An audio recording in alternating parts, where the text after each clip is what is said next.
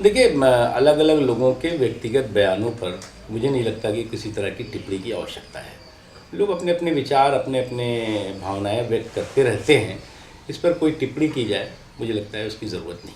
नहीं, उन्होंने बोला कि सर ये षड्यंत्र था, तभी 2 दिन पहले उनके यहाँ पे आए करके छापे मारे गए। नहीं, मैंने कहा ना कि इस पर कोई टिप्पणी करने की आवश्यकता नहीं। लोगों की अपनी अपनी भावना हो सकती है, अपने अपने विचार हो सकते हैं, और इस तरह के व्यक्तिगत भावनाओं और विचारों पर मुझे लगता है कोई टिप्पणी की आवश्यकता सर एमएनएस के राज ठाकरे के बीच में थोड़ा मेलजोल बढ़ रहा है, लगता है बीजेपी को अगर उनका कुछ बढ़ता है तो आपको फायदा है। मिलेगा? देखिए, अच्छा है कि विपक्ष के वोट कम से कम बटें, ये बहुत ज़रूरी है।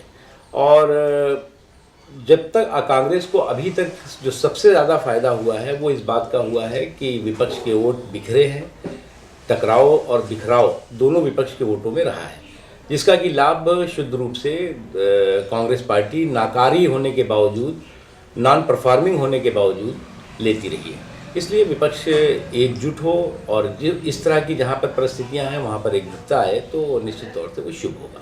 सर इंडोनेशिया से अनिल बस्तावड़े को डिपोर्ट किया गया है, मुझे लगता है कि कोयला घोटाले जो हवाला मामला था कुछ सोल्व करवाएगी गवर्नमेंट उसको? मुझे लगता है कोयले घोटाले के मामले में सरकार बहुत कैजुअल और बहुत ही हल्का अप्रोच अपना रही है। और कहीं ना कहीं कोयले घोटाले, कोयले की कालिक जो कांग्रेस के चेहरे पर पुती हुई है, जिस तरह से कांग्रेस पार्टी कोयले की कालिक से चौतरफा घिरी हुई है, उसमें वो एक तरह से इस पर हल्का और कमज़ोर एटीट्यूड अपना करके या तो बचाती हुई दिखी लोगों को, और या फिर उसको जो है वो ठंडे बस्ते में डालती हुई दिखी। सर एक पाकिस्तान के रिटायर्ड लेफ्टिनेंट जनरल हैं शाहिद अजीज़, उन्होंने कल खुलासा किया है कि जो कारगिल वॉर हुआ था उसमें पाकिस्तान का रवैया दो मुहा रहा था, बहुत ज़्यादा। दो मुहा तो था ही।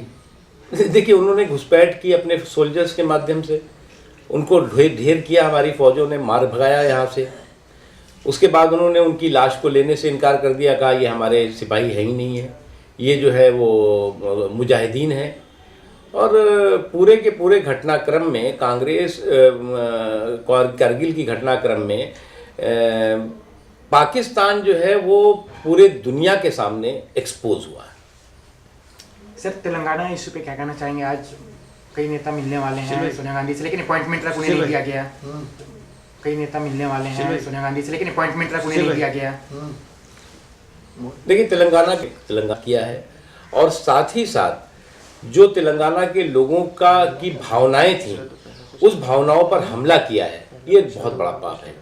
और अब सरकार इनकी जाने का वक्त आ गया है, उसके बावजूद भी ये किसी भी तरह से, किसी भी रूप में अपनी ईमानदार राजनीतिक इच्छा शक्ति नहीं दिखा रहे हैं, बल्कि बेईमान राजनीतिक इच्छा शक्ति का प्रदर्शन कर रहे हैं।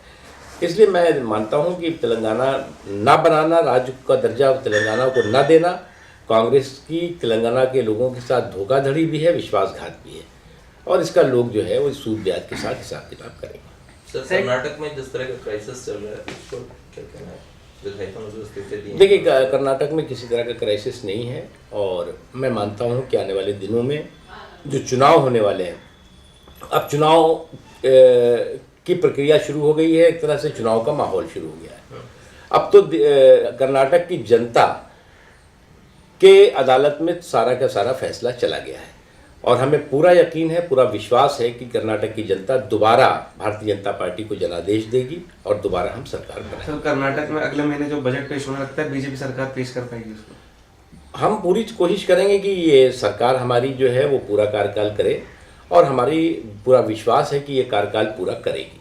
सर लोकपाल के लिए सोनिया गांधी ने अन्ना हजारे के लेटर का रिप्लाई भी दिया है, और कल लोकपाल पर बैठक भी होने जा रही है। सोनिया गांधी ने आश्वासन दिया है कि इस सेशन में लोकपाल को लेकर आएंगे। देखिए, पिछला सत्र था, उसमें भी हमने मांग की थी कि लोकपाल को डिस्कस होना चाहिए और उसको जो है वो कानून का रूप देना चाहिए। इससे पहले के भी सत्र में हमने मांग की थी, लेकिन अनफॉर्चुनेटली कांग्रेस पार्टी और उसके नेतृत्व में चल रही यूपीए की सरकार लोकपाल को ठंडे बस्ते में डालने पे लगी रही, और एक के बाद एक और मुद्दों पर तो वो ज़्यादा सक्रिय दिखी, लेकिन लोकपाल जैसा महत्वपूर्ण मुद्दा जिसकी कि लोग मांग कर रहे हैं, उसको जो है वो कहीं ना कहीं जो है वो हटाती हुई दिखी, उसको कमज़ोर करती हुई दिखी।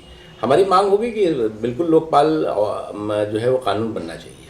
आपको लगता है कि सेशन में आ पाएगा बजट सेशन? आना चाहिए, ऑल पार्टी मीटिंग में भी हम इस बारे में बात करेंगे, बिजनेस एडवाइजरी कमेटी की मीटिंग होगी, उसमें भी बात होगी और बिल्कुल आना चाहिए। लोकपाल बिल को बिल्कुल भी किसी भी तरह से अब डिले नहीं होना चाहिए।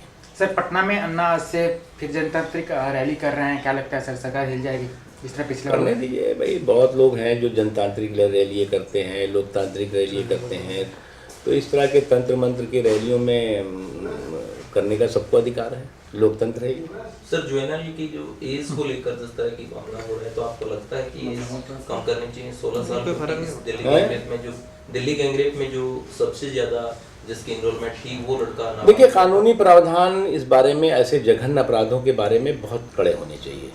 ये बात हम लोगों ने शुरू से कही, हम लोगों ने तो विशेष सत्र की बात भी करी, ऑल पार्टी मीटिंग की बात करी, लेकिन सरकार उस पर राज़ी नहीं हुई और जिसका नतीजा ये है कि जो अभी हमारे कानूनी प्रावधान है उसी फ्रेमवर्क में कोई भी अदालत या कोई भी संस्था काम करेगी और जब उसी फ्रेमवर्क में काम करेगी तो निश्चित तौर से ऐसे कानूनों का को सुरक्षा कवच बना करके कुछ लोग बच सकते हैं। इसलिए कानूनी प्रावधान कड़े होने चाहिए और अभी जो एक्सपीरियंसेस आ रहे हैं, जो अनुभव आए हैं, उन अनुभवों को देखते हुए कानून बनने चाहिए।